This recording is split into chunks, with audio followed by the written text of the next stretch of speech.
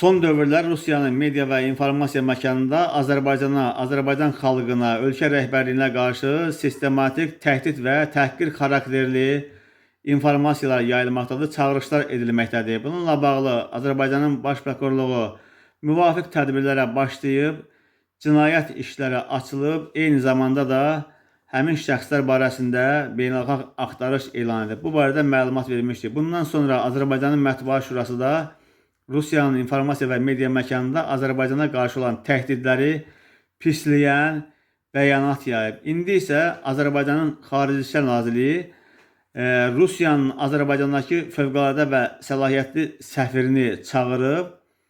Rusiyanın Azərbaycandakı səfiri Mikhail Yevdokimov Xarici İşlər Nazirliyinə çağırılıb. Xarici İşlər Nazirliyindən verilən məlumata görə görüş zamanı son dövrlərdə Rusiyanın media və informasiya məkanında Azərbaycan Respublikası, Azərbaycan xalqı və ölkə rəhbərliyi əleyhinə səsləndirilən təxribat, təhqir və təhdid xarakterli açıqlamalarla bağlı Azərbaycan tərəfinin ciddi narahatlığı və qəti etirazı Rusiya tərəfinin diqqətinə çatdırılıb. Xüsusilə 13 avqust 2026-cı il tarixində Çastota Panemoniya layihəsi çərçivəsində yayımlanan verilişdə ölkəmizə, xalqımıza və Azərbaycan Respublikasının rəhbərliyinə qarşı səsləndirilən ifadələrə diqqət çəkilib.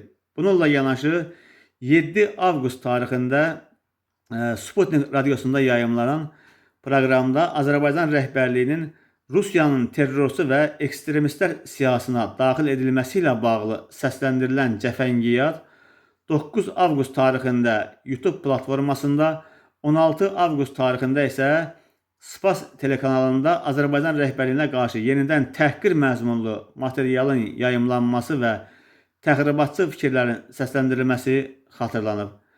Azərbaycan dövlətinin daxili siyasi proseslərinə müdaxilə imkanlarının müzakirə edilməsi, Azərbaycan xalqına və Azərbaycan rəhbərliyinə qarşı fiziki zorakılıq xarakterli çağırışların səsləndirilməsinin qəbul edilməz olduğu vurğulanıb. Azərbaycan tərəfinin dəfələrlə sözü gedən fəaliyyətlərin qarşısının alınmasına dair çağırışlara və məsələnin müxtəlif siyasi səviyyələrdə müzakirə edilməsinə baxmayaraq, analoji ritorikanın daha sərt formada davam etməsinin ciddi narahatlıq doğurduğu bildirilib.